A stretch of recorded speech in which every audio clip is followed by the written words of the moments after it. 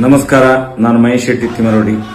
ಈ ದೇಶದ ಎಲ್ಲ ಒಂದು ಹೋರಾಟಕ್ಕೆ ಬೆಂಬಲವನ್ನು ನೀಡುತ್ತಿರುವಂತಹ ಸೌಜನ್ಯ ಪರವಾಗಿ ಹೋರಾಟ ಇರಬಹುದು. ಈ ದೇಶದ ಎಲ್ಲ ಜನರಿಗೂ ಪ್ರಥಮವಾಗಿ ವಂದಿಸುತ್ತಾ, ಇದೀಗಲೇ ಕಳೆದ 3-4 ದಿವಸದಿಂದ ಇಡೀ ರಾಜ್ಯ ದೇಶ ಇನ್ಸ್ಟಾಗ್ರಾಮ್ ಅಲ್ಲಿರಬಹುದು, ಫೇಸ್ಬುಕ್, ವಾಟ್ಸಪ್ ಎಲ್ಲದರಲ್ಲೂ ಕಾಣಿಸುವಂತದ್ದು ಒಂದೇ ಕುಮಾರಿ ಸೌಜನ್ಯ.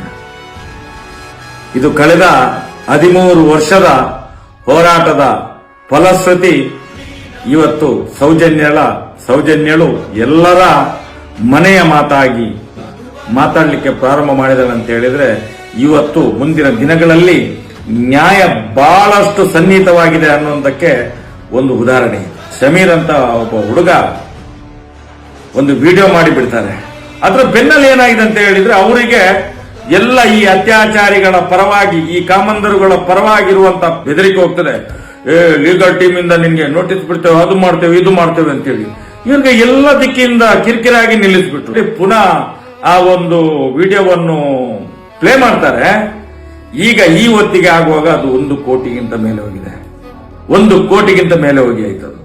ನಾನು ಹೇಳುವಂತದ್ದು, ಇವತ್ತು ಜನರಿಗೆ ಆ ಧರ್ಮಸ್ಥಳ ಗ್ರಾಮದಲ್ಲಿ ಆದಂತ ಅತ್ಯಾಚಾರ, ಕೊಲೆ, ಸುಲಿಗೆ, ವಂಚನೆ, ದರೋಡೆ ಎಲ್ಲ ರೀತಿಯ ಅಕ್ರಮಗಳನ್ನು ಬಯಲಿಗೆ ಎಳೆದಂತ ಒಂದು ಆ ವಿಡಿಯೋ ಇವತ್ತು ಇಡೀ ವಿಶ್ವಕ್ಕೆ ಮಾದರಿಯಾಗಿದೆ. ಮುಂದಿನ ದಿನಗಳಲ್ಲಿ ಆ ವಿಡಿಯೋವನ್ನು ಯಾರು ನಿಲ್ಲಿಸಲಿಕ್ಕೆ ಪ್ರಯತ್ನ ಪಡ್ತಾನೋ, ಒಂದು ಎಳ್ಳಿನಷ್ಟು ಇವರಿಗೆ ತೊಂದರೆ ಆದ್ರೆ ಮುಂದಿನ ದಿನದಲ್ಲಿ ಇದಕ್ಕೆ ನಾವು ಏನಾದ್ರೂ ಉತ್ತರ ಕೊಡ್ಲಿಕ್ಕೆ ಪ್ರಾರಂಭ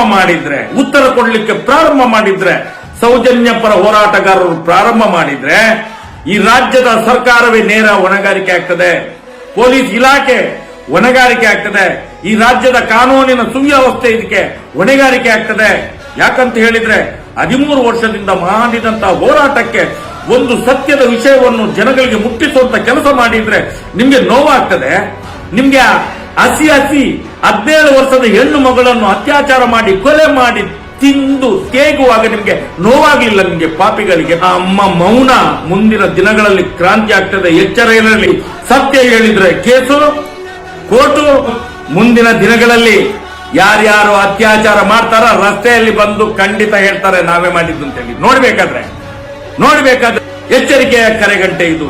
ಈ ಸಮೀರ್ MD ಒಂದು ವಿಡಿಯೋ ಎಚ್ಚರಿಕೆಯ ಕರೆಗಂಟೆ.